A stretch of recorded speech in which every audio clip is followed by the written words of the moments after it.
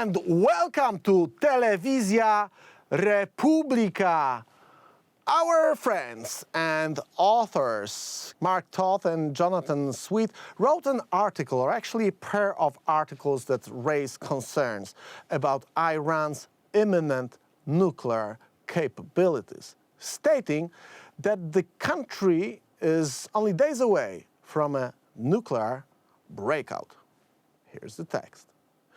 In the New York Post piece, we read that, and that's a quote, Tehran is only days from a nuclear breakout, not weeks or months. Iran already possesses sufficient mass of 60% highly enriched uranium to assemble nuclear bombs and readily has the centrifuge capacity needed to reach 90% enrichment, the level required to sustain a nuclear chain reaction, end quote. Both authors, Mark Toth and John Sweet, are criticizing the Biden's administration for potentially offering more economic sanctions relief to Iran without effectively addressing its nuclear ambitions. The International Atomic Energy's warning about Iran's enriched uranium stockpiles and centrifuge capacity is highlighted. The article rejects the idea of returning to the Joint Comprehensive Plan of Action, JCPOA, as it is called, and emphasizes that Iran, influenced by Russia, is determined to become a nuclear power.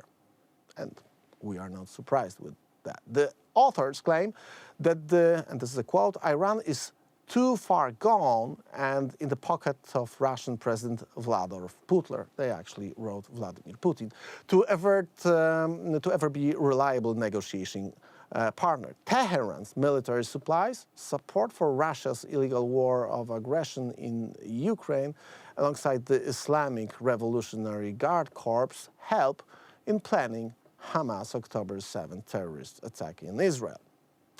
This is a proof positive that Khamenei is not playing to lose or even to tie, end quote. Both Mark Toth and John Sweet urge the Biden administration to take decisive action to prevent Iran from achieving nuclear capability, arguing that U.S. inaction could lead to catastrophic consequences in the Middle East and far beyond.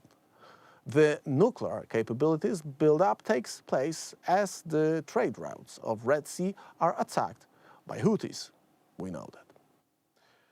According to both authors, the West shares responsibility of letting this happen. The authors criticize the current Biden administration for, and that's a quote, military sitting back and allowing the Houthis to attack commercial shipping, end quote. However, they say that deploying the U.S. naval assets in the Red Sea, Gulf of Aden, and Bab el-Mandeb Strait sends the right message. They write that protecting commercial shipping with coalition naval task force is a step in the right direction.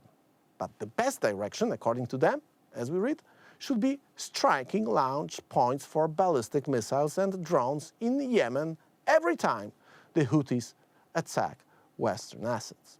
But of course, the Houthi pirate-style terrorist attacks are not the only theater that Iran is performing its plays.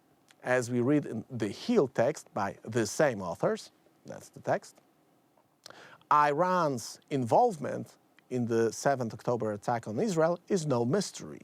And Israel actions targeting senior Hamas officials in Lebanon is presented as a signal to Iran that its actions have consequences. The article argues that Iran's destabilizing influence in the Middle East, its threats to oil shipping lanes, and its interference in regional conflicts necessitate a stronger response from the U.S. to hold Iran accountable. You can join us on Rachoń.com. That's our website.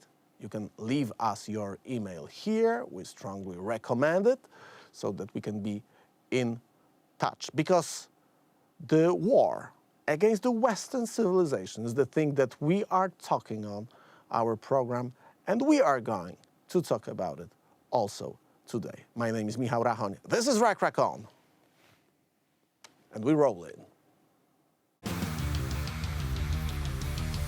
Are you ready? 3, 2, 1, go! And one of two authors of the text that we are talking about is with us, Mark Toth. Welcome back. Great to see you again on Rachon We Rollin, this time in Telewizja Republika. You look great as always, and the texts that you guys are publishing are mind-opening. Thanks for your presence, and thanks for being with us. Pleasure to be back, Michael, and on a new network. I hope I'm saying it correctly, but Telewizja Republika. Yeah, So, perfect. pleasure. as if you were born Polish. Mark, we are trying to follow what is going on around the world right now, as we are following the kind of a world war that we are all witnessing. What is the reason for which you decided to put emphasis on the Iranian nuclear program? Is it really already in full swing? Because you published it a couple of days ago, and in that time is the date that you guys wrote is the date when Iran is going to be fully nuclear capable. Is it? Right. To answer your question, Michael, we've been covering this for roughly a year and a half now, almost 2 years, frankly. And, our concern is that Iran has always been on the cusp as what is known as a nuclear breakout. And a nuclear breakout means the capacity to produce a bomb. It doesn't mean a ready bomb in a plane or in a ballistic missile head that's getting ready to launch, but it means actually physically having enough material, enough highly enriched uranium in which to produce a bomb. And to kind of put that in perspective for viewers, we're talking about, I don't know how people buy dog food in Poland, but if you buy a 20-kilogram bag of dog food, dry dog food, that's enough for a bomb. Presently, in terms of enrichment of what Iran has done with that to get it to a weapons grade level, they've got stockpiles that have been enriched to 20%. They've got stockpiles that have been enriched to 60%. They need to get that to 90%. They can make 6 of those bombs or 6 of those 20-kilogram type of dog food bags, if you will, into 6 bombs in less than a month. And they can make 1 in a week, and they may already be there. And so according to your assessment, they already got it, yeah? They just came back from the department store and they got it in their basement. Yeah, they have the capacity. And so far, the IAEA, the International Atomic Energy Association, isn't saying they have it, but we can't assume that. I think we're in a gray area where right now the evidence says they don't, but I think when you look at their capacity, their centrifuge capacity, it's suggested that they're probably already there. They're just not going to be broadcasting it in terms of having, done. They certainly have the knowledge and the capability of achieving a nuclear breakout, and they've got the manufacturing means to do it. They've got the enrichment facilities to pull that off. So if they haven't done it, they could do it within a week if they wanted to. So is that the reason for which Iran decided for a thing that is unprecedented in terms of the history of the hostile relations between Iran and the Western world, to attack the ships with the proxy organization of Houthi terror, pirate, whatever you call it, anyway, the organization that is fully controlled by Iran. And they actually targeted not only the Western cargo ships, but generally they targeted U.S. military vessels, which is a really unprecedented thing. It's a great observation, Michael. It's all connected. I think what we're seeing out of Tehran is Khamenei, the supreme leader of Iran, increases his partnership with Russian President Vladimir Putin. We're seeing an alignment of interests occurring here.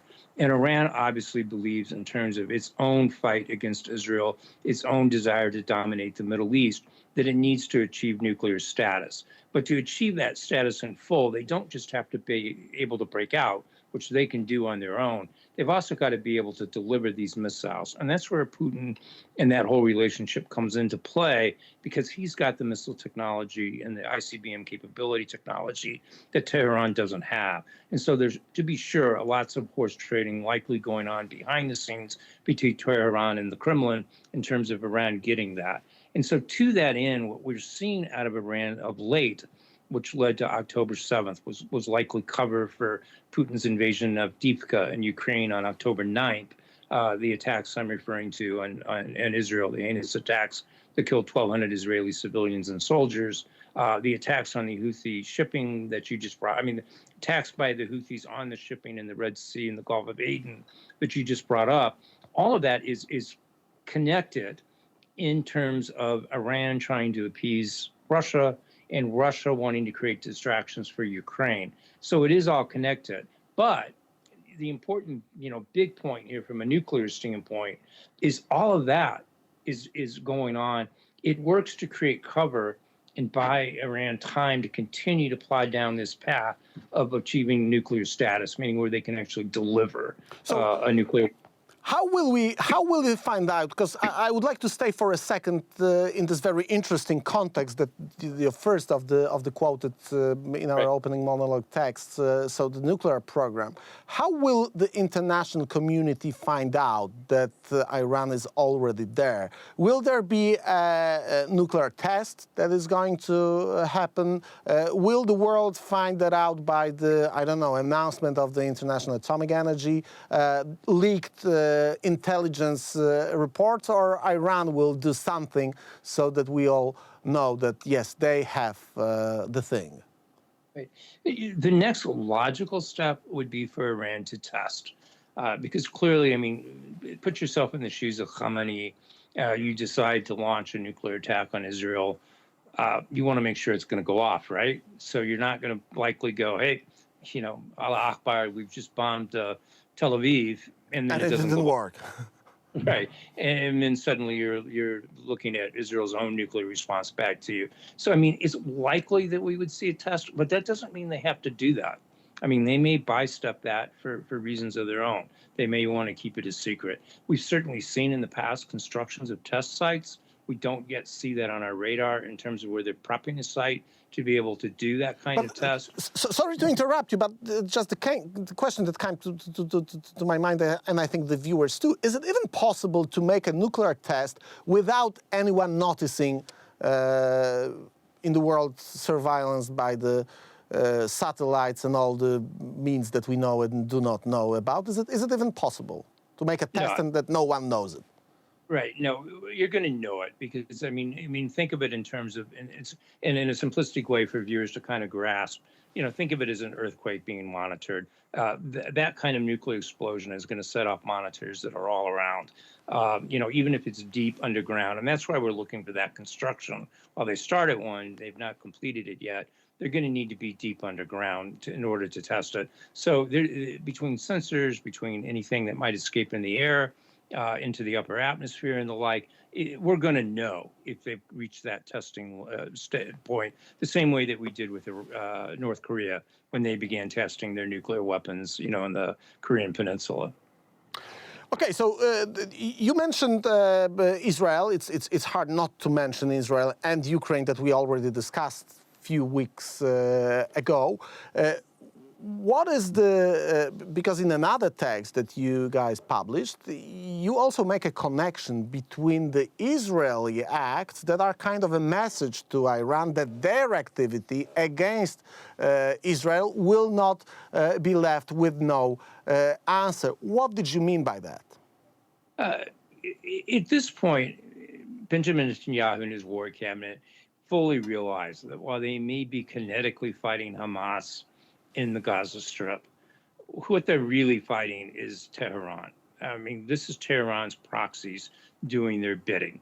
And then that argument where Putin behind the scenes is trying to get Iran to go ahead and accelerate this timetable. So Iran is the cancer that's affecting the Middle East. It's the cancer that threatens Israel. And so in terms of the reactions that we're seeing out of Israel, while Hamas is that close fight, Hezbollah is more the strategic fight, and then the ultra or the uber strategic fight obviously is, looking at how does Iran's nuclear program get negated, taken out, checked. Those are the big pictures. So that's where Israel likely is going to try to force this issue, because so far we're just not seeing much of a response out of Washington, despite Iran getting this close to being able to, produce nuclear weapons. and produce a lot of them, upwards of you- 12 in 5 months. You argue that from time to time, or actually each time Houthis, which means Iran, are attacking any kind of assets belonging to U.S. or the collective West, U.S. should reply with missile strikes against Houthis. Why do you think that this is a necessary thing? And wouldn't it be escalatory, or do we have any kind of escalatory options here, as we are seeing the U.S. Navy is just shooting down Houthis' drones and openly attacking the assets that Houthis and Iran is sending against U.S. and the West in the Red Sea? Yeah, it's another great question. Colonel John Sweet, retired U.S. Army, my longtime writing partner.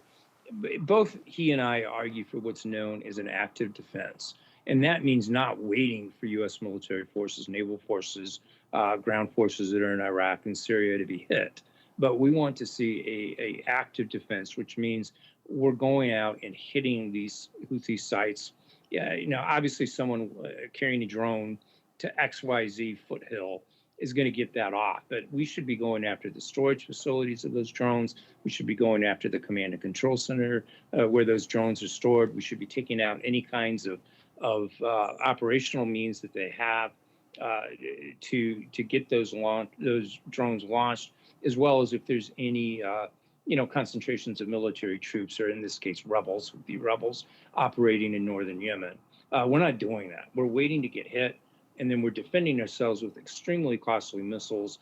Some of those cost upwards of $4 million each. Why are we doing that when we could go, as John often says, to the source of where these are coming from and take those sites out and do it much more economically, but much more importantly, prevent the threat from ever coming into play in terms of taking out a U.S. naval asset. Ships are expensive. Mark, my final question. We got our reporter. Our viewers do not know him yet, but we just agreed and made a contact with our reporter in southern Israel. And when I talked to him about the situation regarding the Houthi activity in the region, Eilat and those holiday regions of Israel are directly affected by Houthis activity. Do you think that this kind of strikes after Houthis activity would increase the security of Israel in this tiny part of the Red Sea shore that Israel is in possession at the border with Jordan? Right. If I recollect correctly, you're a big scuba diver, and as you know, that part of Israel a lot on the Red Sea, also into Sharm el-Sheikh, into the Sinai. Spent a lot of time in both places. Is very close to Yemen, in northern Yemen. And so obviously it's a threat to those regions and the tourism. Clearly the war in Gaza now is wreaked havoc on Israel's tourism area. But in the long term, to answer your question, absolutely. Once that threat's eliminated, a lot safer. As I should point out, is the Jordan side of that port facility right next to it. Mark, thank you very much for your presence, your very interesting text. We are waiting for more texts of yours and Colonel John Sweet. So hope we are going to have a chance to have another great discussion pretty soon. I look forward to being back. Thank you, Michael. Thanks, Mark. Ladies and gentlemen, this show comes back tomorrow. No, tomorrow we are off air because we are traveling, doing some research on the issues that we always cover. But we are back on Thursday. So stay tuned and stay with Telewizja Republika. Join us on rachoń.com. Leave us your email so that we can be in touch while we are reporting on the war that is waged against the Western civilization. And we are reporting about events of this war on a daily basis. See you soon. Bye-bye. Ciao.